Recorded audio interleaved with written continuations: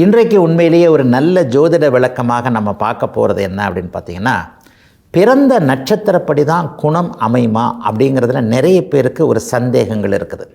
அஸ்வினி நட்சத்திரத்தில் பிறந்திருந்தால் இந்த குணத்தில் இருப்பார், மூல நட்சத்திரத்தில் பிறந்திருந்தால் இந்த குணத்தில் இருப்பார், திருவாதிரை நட்சத்திரத்தில் பிறந்திருந்தால் இந்த குணத்தில் இருப்பார் அப்படின்னு சொல்லிட்டு நட்சத்திரங்களுக்கான குணங்கள் சொல்லப்படுகிறதே அது உண்மையா, எந்த அளவுக்கு உண்மை அப்படின்னு பார்த்தீங்கன்னா, நான் அடிக்கடி இந்த பகுதியில் சொல்கிற மாதிரி நட்சத்திரங்களுக்கென்று தனி குணங்கள் தனி காரகத்துவங்கள் கண்டிப்பாக இல்லவே இல்லை.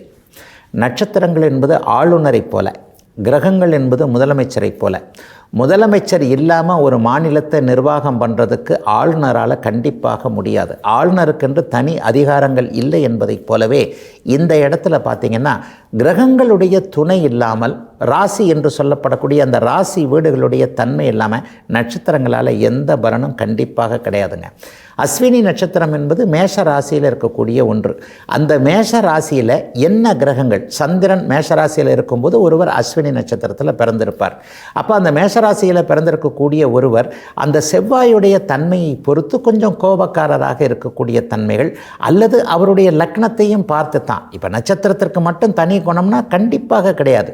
எல்லா அமைப்புகள்லையும் கம்பைன் என்று சொல்லப்படக்கூடிய ஜாயிண்ட் அமைப்புகளில் தான் இங்கே பலன்களை ஒளிந்திருக்கின்றன என்பது தான் உண்மை. ஒருவருடைய குணத்தை அறிவதற்கு லக்னம் தான் முதன்மையாக கணிக்கக்கூடிய ஒன்று. லக்னம், அதாவது லக்னத்தின் அதிபதியாகிய லக்னாதிபதியை நீங்கள் பிரதிபலிப்பீங்க அப்படின்றத அடிக்கடி நான் சொல்கிறேன். மிதுன லக்னத்தில் ஒருவர் பிறந்திருந்தால் கண்டிப்பாக இயல்பாகவே அவர் புத்திசாலியாக இருப்பார்.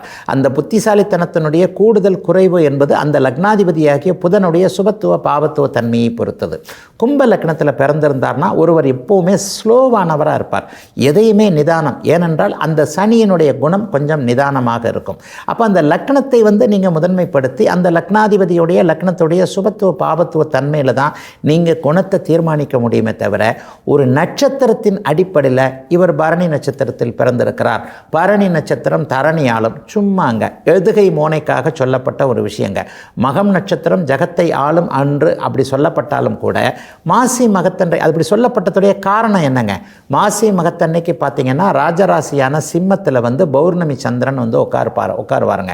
சிம்மம் என்பதே அரசனை குறிக்கக்கூடிய அதிகாரத்தை குறிக்கக்கூடிய ஒரு ராசி. அந்த சிம்மத்திற்குள்ள மக நட்சத்திரம் இருக்குது. குறிப்பாக பார்த்தீங்கன்னா மாசி மாதம் மகம் நட்சத்திரத்தன்னைக்கு பௌர்ணமி தினமாக இருக்கும்.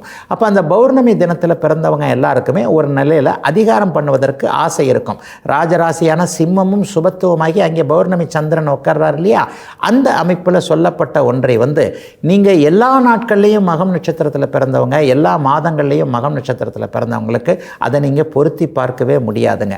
உதாரணமாக சொல்லப்போனால் அதே மாசி மாதத்தில் அமாவாசை அமைப்பில் சந்திரன் மகம் நட்சத்திரத்தில் உட்கார்ந்துருந்தார்னு வைங்க. குறிப்பாக ஆவணி அமாவாசைன்னு வச்சுக்கோங்களேன். ஆவணி அமாவாசை அன்றைக்கு மகம் நட்சத்திரம் இருள் தன்மையோடு இருக்கும். அந்த அமைப்பில் பார்த்தீங்கன்னா அவர்களுக்கு அதிகாரம் பண்ணுவதற்கே ஆசை இல்லாமல் வாய்ப்பு இல்லாமல் போய்விடும். ஆகவே ஒரு தனி நட்சத்திரத்தினுடைய அமைப்பை வைத்து நீங்கள் எந்த நிலையிலேயோ குணங்களையோ செயல்களையோ பலன்களையோ கண்டிப்பாக தீர்மானிக்கவோ சொல்லவோ முடியாது என்பதுதான் உண்மை.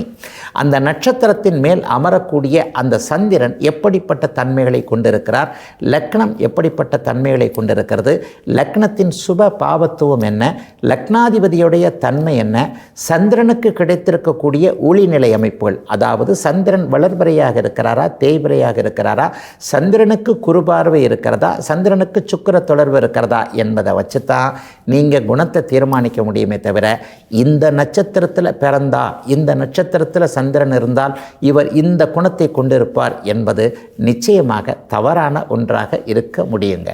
இதுவரை 12 ராசிகளுக்கான இன்றைய ராசி பலன்களையும் ஜோதிட சந்தேகத்திற்கான விளக்கத்தையும் பார்த்தோம். மீண்டும் நாளை காலை இதே நல்ல காலம் பிறக்குது நிகழ்ச்சியில் உங்களை சந்திக்கும் வரை உங்களிடமிருந்து விடைபெற்றுக் கொள்வது உங்கள் ஜோதிடர் ஆதித்ய குருஜி.